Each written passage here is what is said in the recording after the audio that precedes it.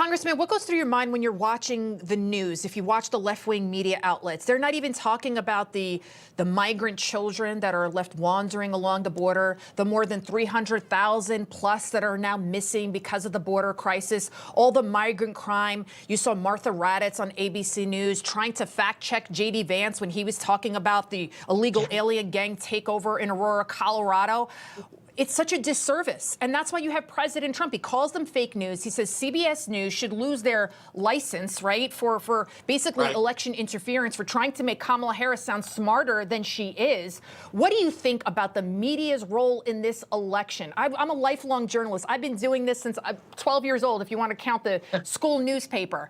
It is so disheartening to see journalists behave like Democrat activists.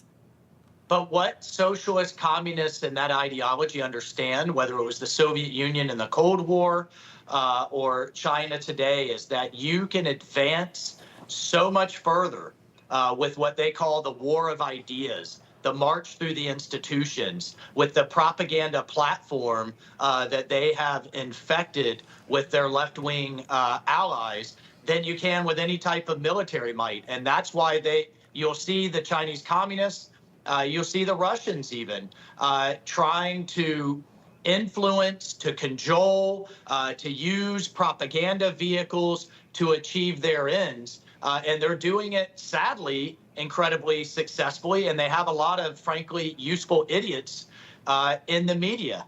What we have to, on our side, is that our facts and policies work. Socialism has never worked, will never work.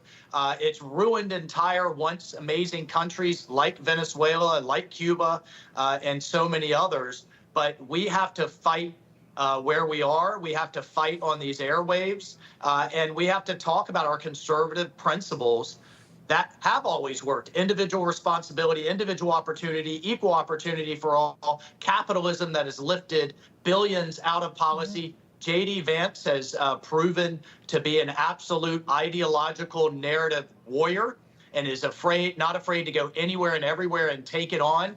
But again, that's what we talk about when we talk about strategic communications, when we talk about information operations. Terrorists know it well, and leftist communists know it well. We've got to wake up.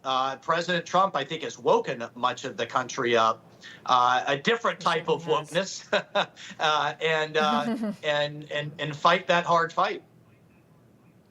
Congressman Waltz, before I let you go, 30 seconds to you. President Trump says the biggest threat to democracy is stupid people. Do you agree with that?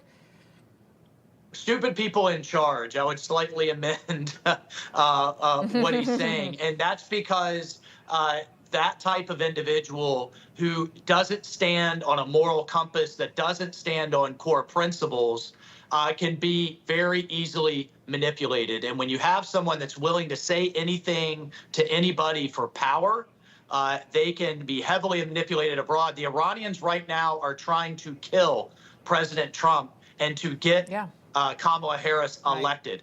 That is not good for any American, and that would cause the fabric of our society to come unglued. And yet Harris and Biden are doing nothing about it, which will invite all of our adversaries to go after any political candidate that doesn't agree with them.